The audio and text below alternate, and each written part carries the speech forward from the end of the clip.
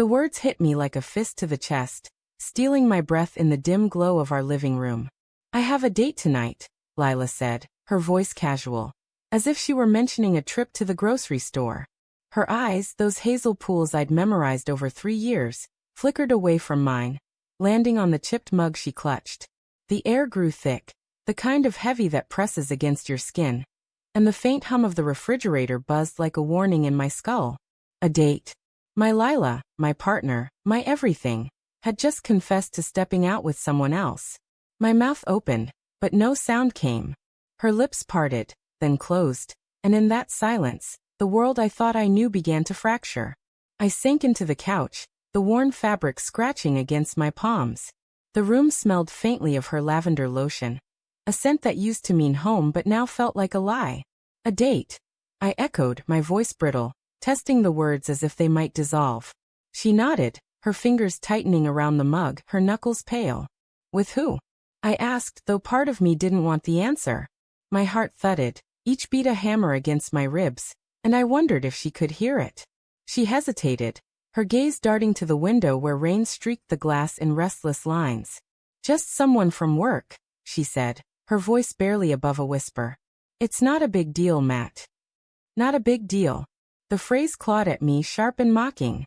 I wanted to scream, to demand how she could say that when every moment we'd built together, every late-night laugh, every shared dream, every touch, now felt like it was unraveling. But I didn't.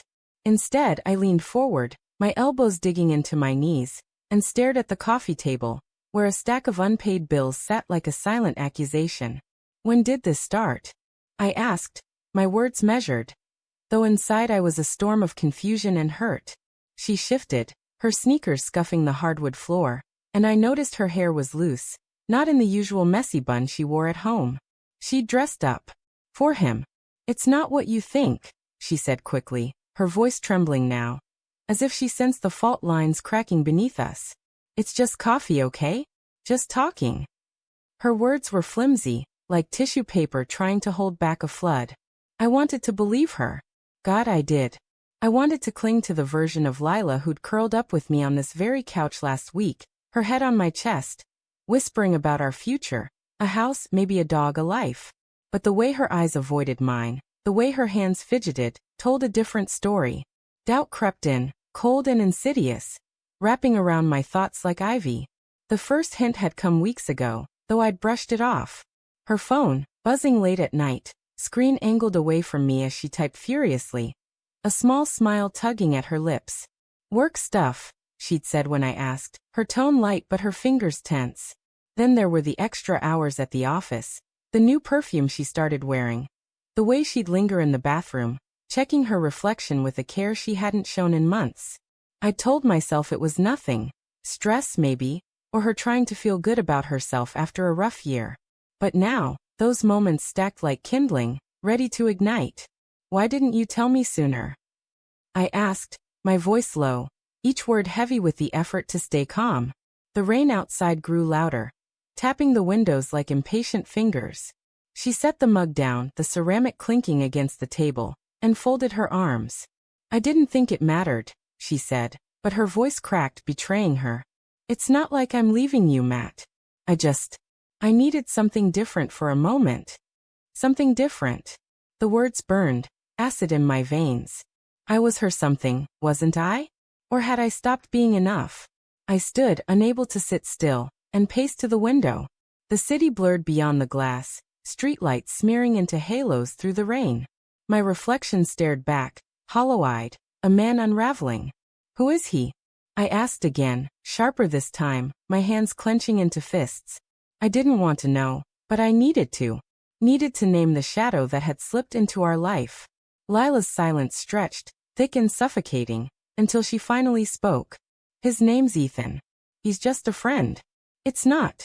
She stopped, swallowing hard. It's not what you're thinking. But it was. I could feel it in the way my gut twisted, in the way her voice wavered, in the way she couldn't look at me. Ethan. A name I'd heard in passing, tossed out in stories about work happy hours or team projects. I'd never thought twice about him. Now his name was a blade, cutting through the trust I'd built with her. I turned to face her, searching her expression for the Lila I loved. The one who'd promised me forever. But her face was a mask, her eyes wide with something like guilt, or fear, or both. Tell me the truth, I said, my voice shaking now, raw with the weight of everything I stood to lose. Are you sleeping with him? The question hung between us, sharp and ugly. And for a moment, I thought she might lie.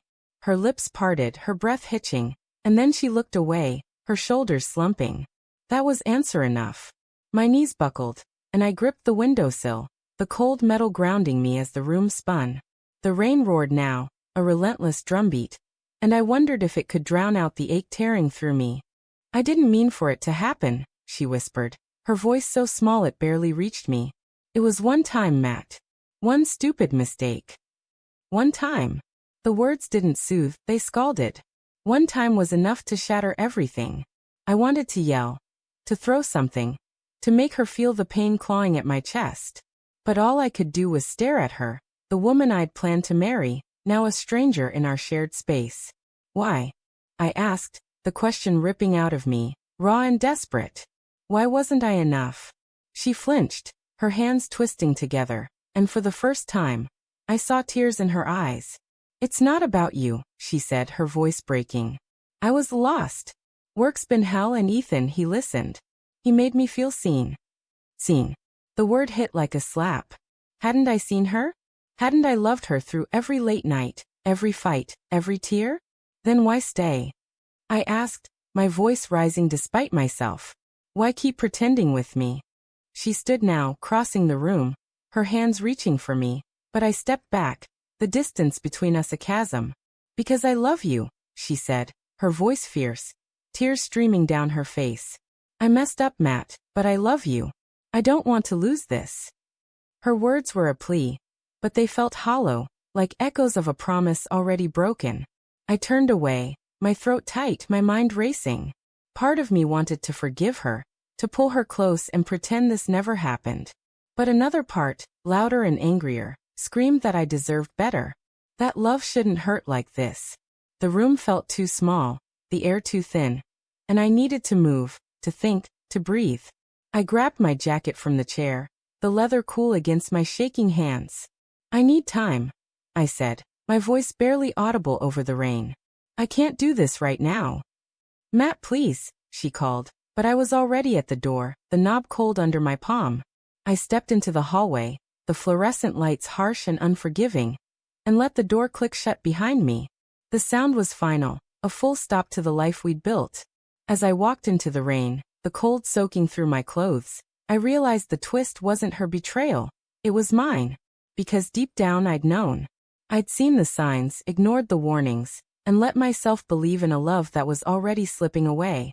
And now I had to decide if I could ever trust her, or myself, again.